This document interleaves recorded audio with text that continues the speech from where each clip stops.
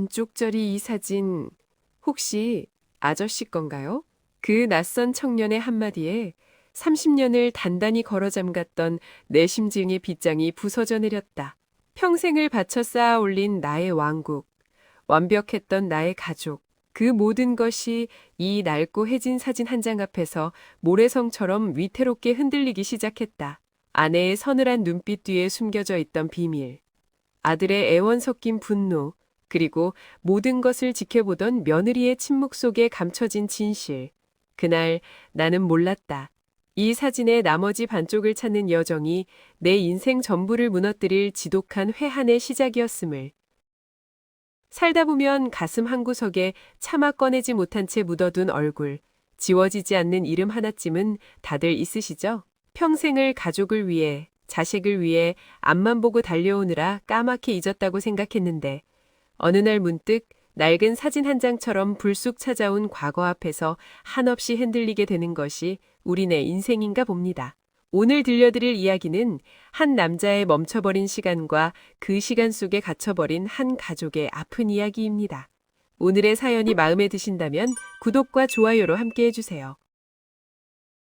내 서재에는 소리가 없다. 육중한 마호가니 책상 위에는 결제 서류가 금방이라도 무너질 듯 쌓여 있지만 종이 한 장 넘어가는 소리조차 들리지 않는 완벽한 정적. 그것이 내가 지난 30년간 이룩한 왕국의 질서였다. 비서가 들고 온 오늘의 마지막 보고서를 훑어보던 내 미간에 희미한 주름이 잡혔다. 나는 만년필을 들어 서류 한 귀퉁이에 짧게 보류라고 적었다. 내 결정 하나에 수백억이 오가는 세상. 감정은 사치였고 망설임은 곧 패배였다. 그때였다. 노크 소리와 함께 김 비서가 조심스럽게 안으로 들어섰다. 그의 뒤에는 처음 보는 젊은 사내가 쭈뼛거리며 서 있었다. 작업복이라기엔 낡았고 외출복이라기엔 허름한 색바른 데님 셔츠. 그러나 이상하게도 그 후줄근한 행색 속에서 나는 한 점 오염되지 않은 우직한 눈빛을 보았다. 김 비서의 곤란한 표정을 손짓으로 물렸다. 시선은 청년에게 고정한 채 나는 낮고 건조한 목소리로 물었다. 누군가. 한마디. 그뿐이었다. 내 세상에서는 그것으로 충분했다.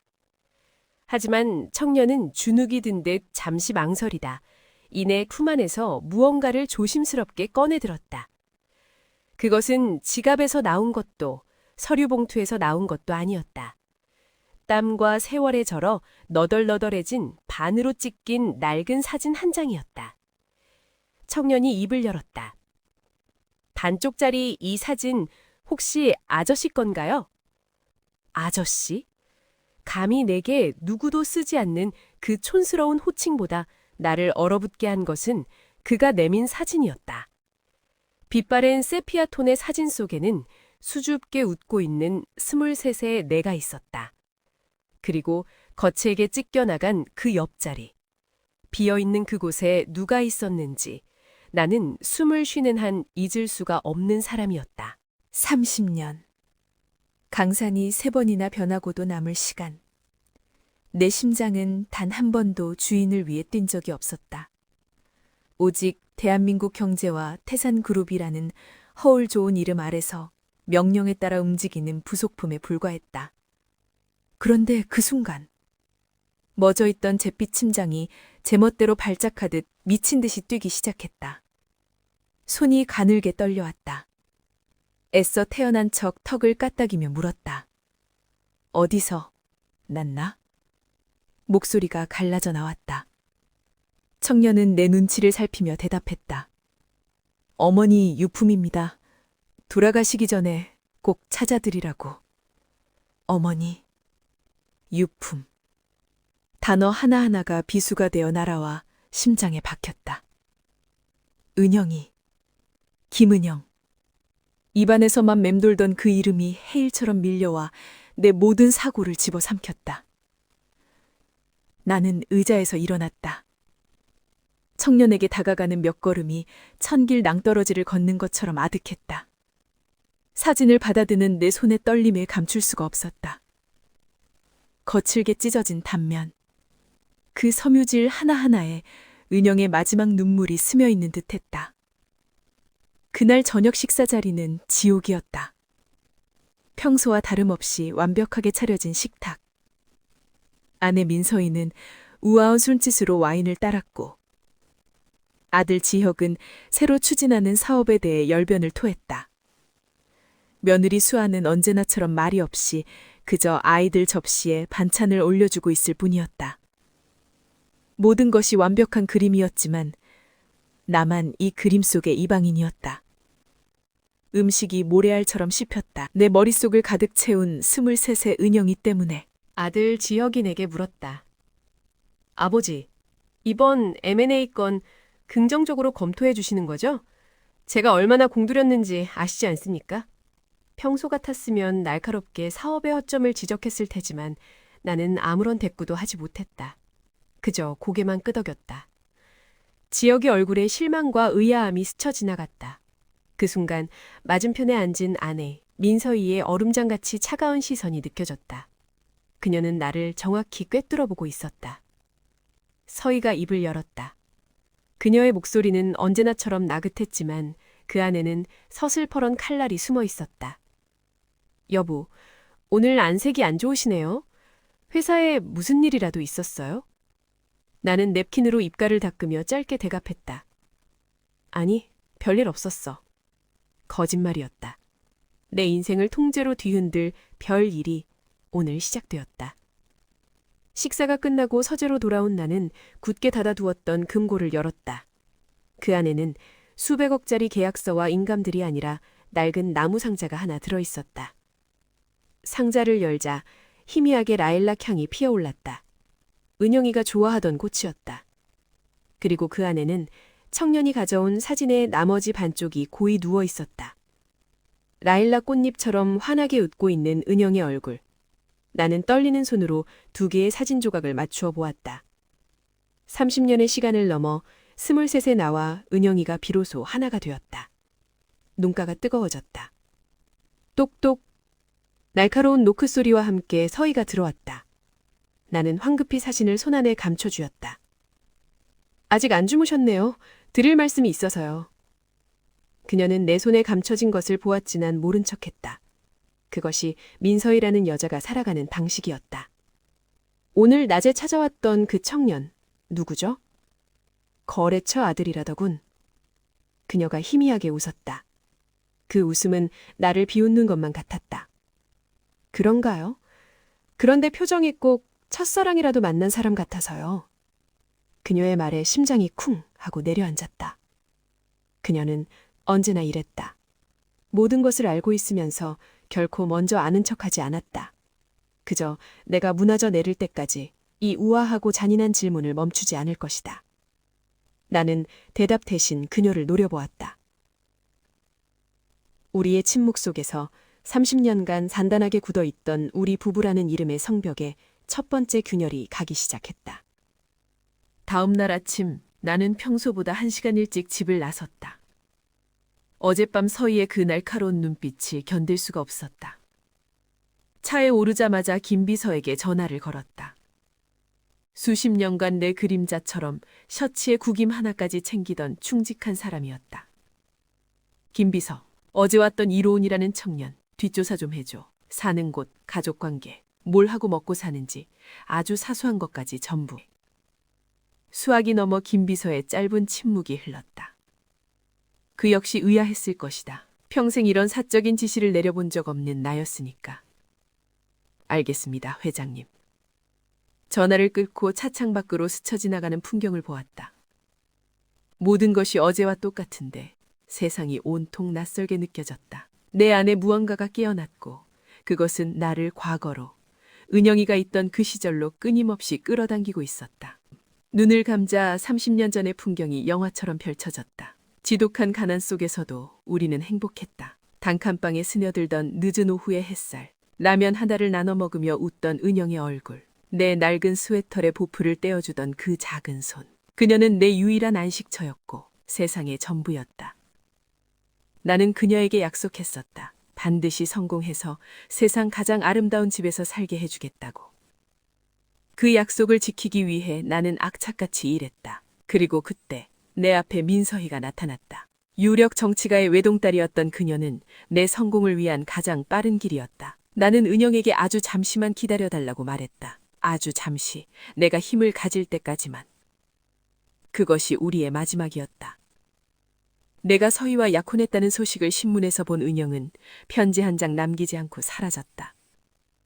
나는 그녀를 찾으려 했다. 하지만 서희 집안의 힘과 내 성공에 대한 비겁한 욕망이 내 발목을 잡았다. 결국 나는 은영을 가슴에 묻었다. 아니, 묻었다고 스스로를 속여왔다. 사무실에 도착하자마자 아들 지혁이 기다렸다는 듯이 나를 맞았다. 그의 얼굴에는 밤새 잠을 설친 듯한 피로와 간절함이 뒤섞여 있었다. 아버지, 어제 말씀드린 M&A 건 말입니다. 제가 세부 계획안을 다시 정리해왔습니다. 한 번만 더 봐주십시오.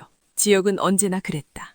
나에게 인정받기 위해 발버둥 쳤다. 그 모습이 때로는 짠했고 때로는 나를 닮아 갑갑했다. 하지만 지금 내 머릿속은 온통 은영과 그 아들일지도 모르는 이로운이라는 청년에 대한 생각뿐이었다. 나는 지혁이 내민 서류를 건성으로 넘기며 말했다. 알아서 해. 이 정도 일도 스스로 결정 못하나. 차가운 말이었다. 아들의 얼굴이 상처로 굳어지는 것이 보였다. 그의 눈빛이 외치고 있었다. 알아서 하라는 말이 아니라 아버지가 봐주시길 바라는 겁니다. 제게 좀 관심을 좀 가져주세요. 하지만 나는 그 외침을 외면했다. 지혁은 결국 아무 말도 못하고 굳은 얼굴로 내 사무실을 나갔다. 굳게 닫힌 문 너머로 아들의 깊은 한숨소리가 들려오는 듯했다. 아버지의 그림자 아래서 평생을 살아온 아들의 무게를 나는 또다시 외면하고 말았다. 오후가 되자 김비서에게서 연락이 왔다. 이로우는 시장에서 과일 배달 일을 하며 홀어머니를 모시고 살았다고 했다. 그리고 그의 어머니 김은영은 한 달 전 지병으로 세상을 떠났다는 것이었다. 심장이 덜컥 내려앉았다. 죽었어? 은영이가? 내가 세상 가장 아름다운 집을 약속했던 그녀가 시장 한 구석에서 고단한 삶을 살다 그렇게 갔다. 김비서가 보내온 주소를 들고 나는 처음으로 운전기사 없이 차를 몰았다. 좁고 구불구불한 골목길, 금방이라도 쓰러질 듯한 낡은 빌라, 문패도 없는 3025 현관문 앞에서 나는 한참을 망설였다. 초인종을 누를 용기가 나지 않았다. 그때 안에서 문이 열리며 이로운이 나왔다. 나를 보고는 놀란 듯 눈이 동그래졌다. 아저씨가 여긴 어쩐 일로? 나는 아무 말도 하지 못하고 그저 그 애의 얼굴만 쳐다보았다. 가난에 찌든 행색이었지만 그 맑은 눈빛과 오똑한 콧날에 은영의 모습이 겹쳐 보였다. 나는 떨리는 목소리로 겨우 물었다. 어머니, 산소는 어디인가? 그날 밤 집에 돌아오자 서희가 거실 소파에 앉아 나를 기다리고 있었다. 그녀의 앞 탁자 위에는 내가 서재 금고 깊숙이 넣어두었던 그 낡은 나무 상자가 열린 채 놓여 있었다.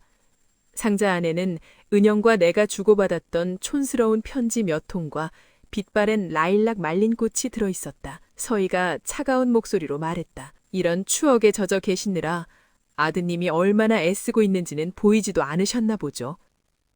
그녀는 알고 있었다. 내가 오늘 어디에 다녀왔는지, 누구를 만났는지 모두. 버리세요. 당신을 추하게 만드는 과거 따위는. 그녀의 목소리에는 경멸과 함께 알 수 없는 불안감이 섞여 있었다. 나는 대답 대신 그녀의 눈을 똑바로 쳐다보았다. 당신은 어디까지 알고 있지?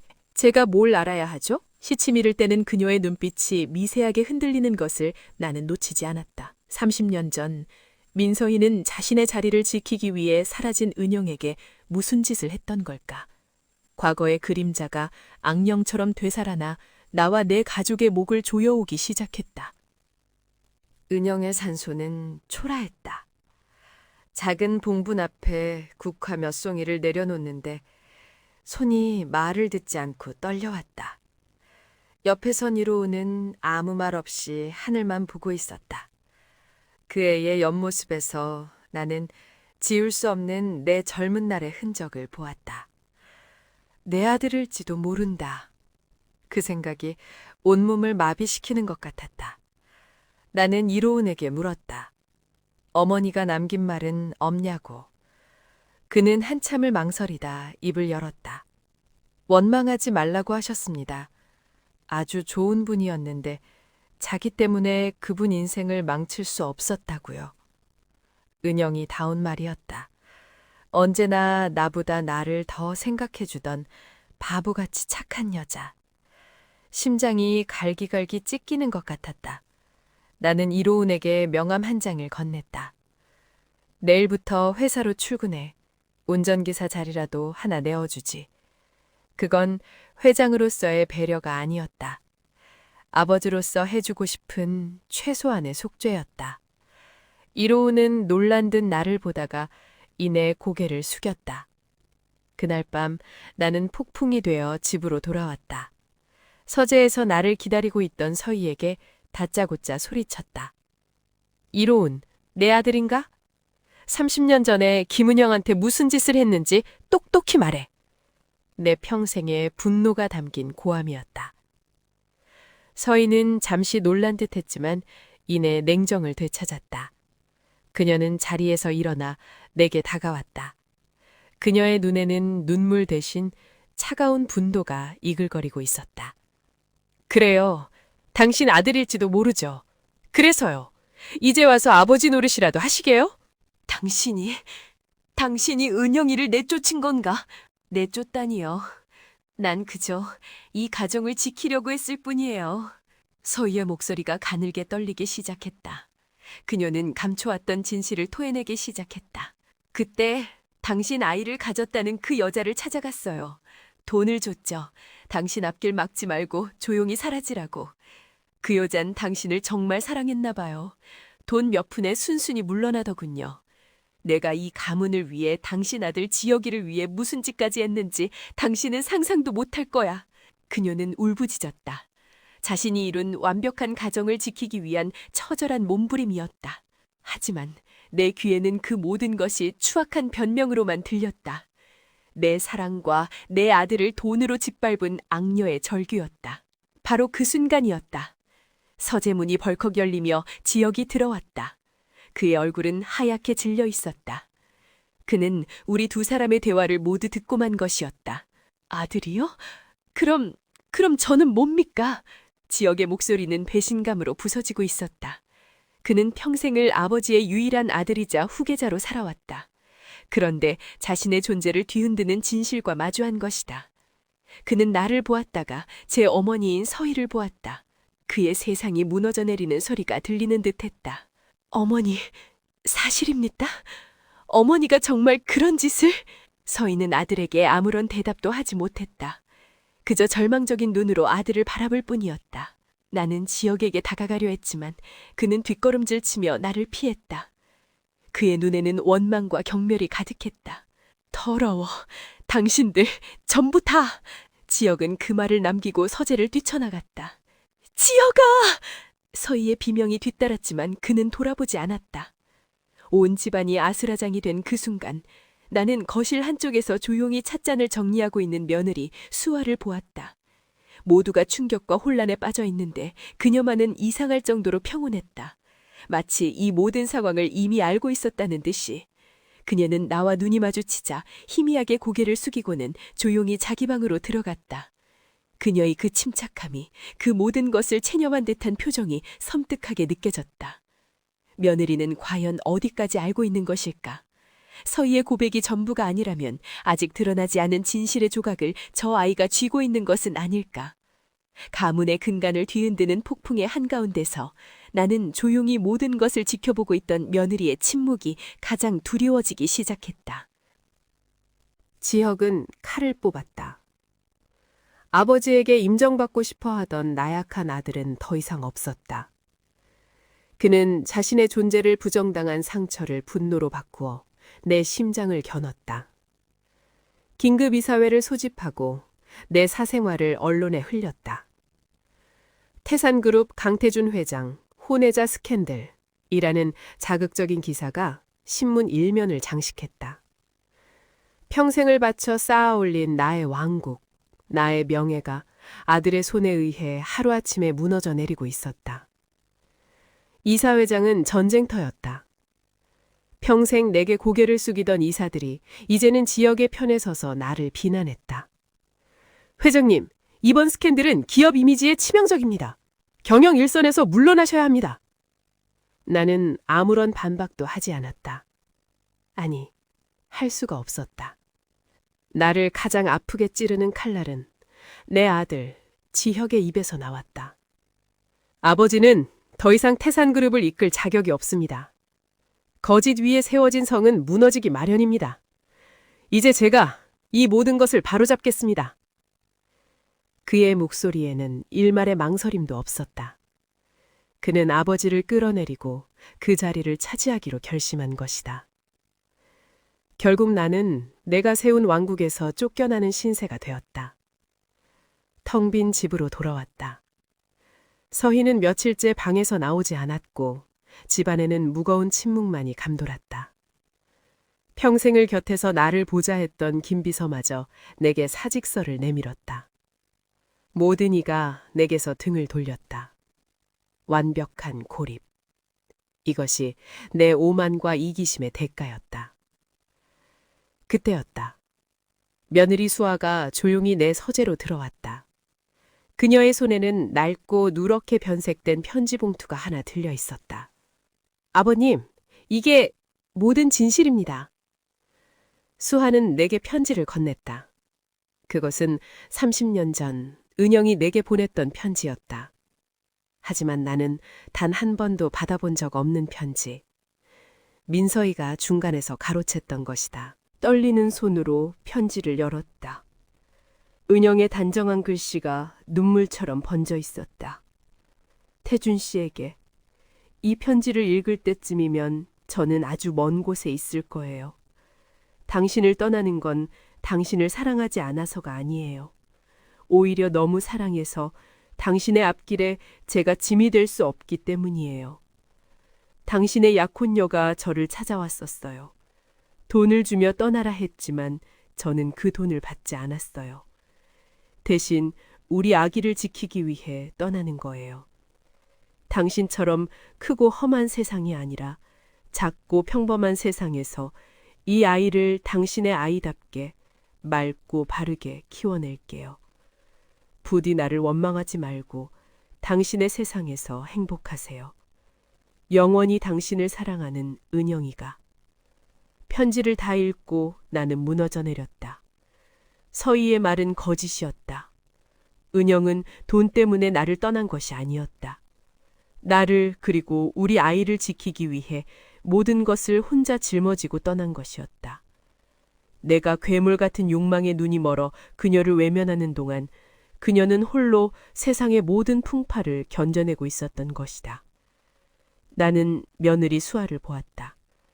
그녀의 눈은 더 이상 순응과 체념의 눈이 아니었다. 그 안에는 깊은 슬픔과 단단한 의지가 함께 담겨 있었다. 어떻게 네가 이 편지를... 제 어머니가 김은영 씨의 유일한 친구셨습니다. 수아의 고백은 충격적이었다. 어머니는 평생을 친구의 억울한 삶을 가슴 아파하셨어요. 그리고 제게 부탁하셨죠. 언젠가 힘이 생기면 반드시 진실을 밝혀달라고. 제가 지혁 씨와 결혼한 이유는 처음부터 이 집에 들어와 진실을 찾기 위해서였습니다. 죄송합니다, 아버님. 모든 것을 체념한 듯 보였던 며느리의 수능은 진실을 밝히기 위한 길고 긴 잠복이었다.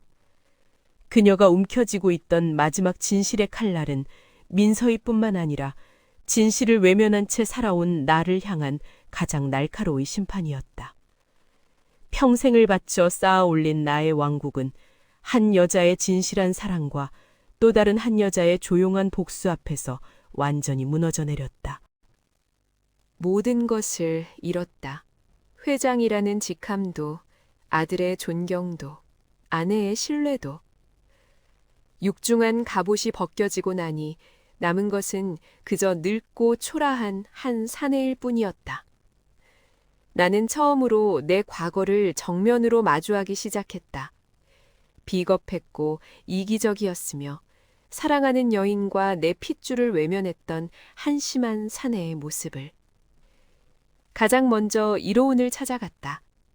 회사에서 내어준 운전기사 자리도 마다하고 그는 여전히 시장에서 땀 흘려 일하고 있었다. 나는 그의 앞에서 처음으로 고개를 숙였다. 미안하다. 내가 네 아버지다. 이 말 한마디를 하는데 30년이 걸렸다. 정말 미안하다. 눈물이 흘렀다. 내 인생의 첫 번째 진심 어린 사죄였다. 이로운은 아무 말 없이 내 어깨를 토닥여 주었다. 용서한다는 말도 원망한다는 말도 없었다. 그저 묵묵히 땀에 전 내 등을 두드려주는 그 손길에서 나는 그 애가 감내했을 기나긴 세월의 무게를 느낄 수 있었다. 나는 은영의 산소를 다시 찾았다.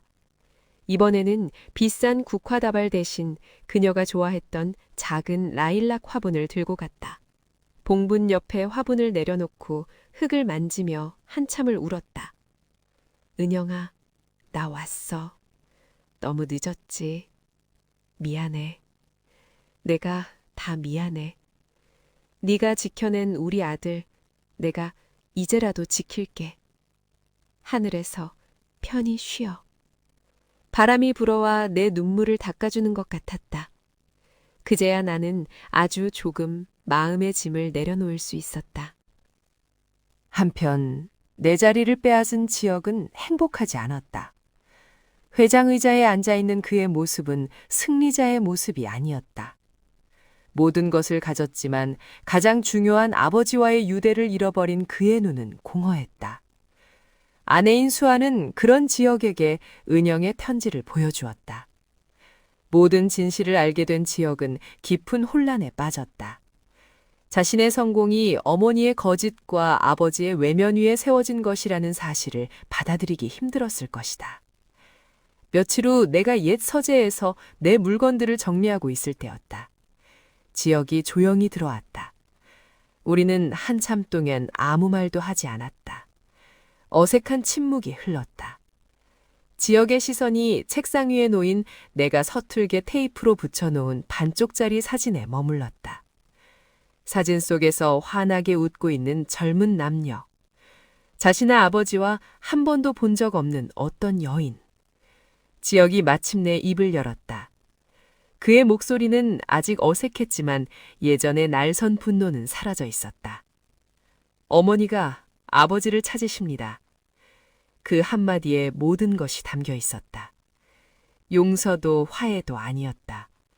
하지만 그것은 파괴된 우리 부자 관계에 아주 작은 다리를 놓는 첫 번째 시도였다. 나는 천천히 고개를 끄덕였다. 나는 서재를 나오며 마지막으로 찢어진 사진을 바라보았다. 한 번 찢어진 사진은 결코 완벽하게 하나가 될 수 없다. 지나간 세월의 상처와 회한은 지워지지 않을 것이다. 우리 가족은 예전처럼 완벽한 그림으로 돌아갈 수 없을지도 모른다. 하지만 이제는 안다. 완벽한 그림보다 중요한 것은 찢어진 조각이라도 서로를 향해 기꺼이 손을 내미는 노력이라는 것을. 산산조각난 우리 가족은 그렇게 아주 느리고 서툰 첫걸음을 내딛고 있었다. 오늘 이야기는 여기까지입니다. 한 번 어긋난 관계는, 깨져버린 신뢰는 다시 되돌리기 참 어렵죠. 하지만 모든 것을 잃고 나서야 비로소 진심을 전하는 아버지와 그 아픈 진실을 마주하며 흔들리는 아들의 모습에서 여러분은 어떤 생각을 하셨나요? 인생은 우리에게 실수를 만회할 두 번째 기회를 쉽게 주지 않는 것 같습니다. 하지만 늦었다고 생각할 때 용기를 내어 건네는 진심 어린 사과 한마디가 어쩌면 모든 것을 다시 시작할 수 있는 작은 씨앗이 될지도 모르겠습니다. 여러분이라면 아들 강지혁의 선택을 이해하실 수 있나요? 혹은 모든 비밀을 알고도 침묵했던 며느리 윤수아의 마음에 더 공감이 가시나요? 여러분의 소중한 생각을 댓글로 남겨주세요. 다음 시간에는 더욱 깊은 이야기로 찾아가겠습니다. 감사합니다.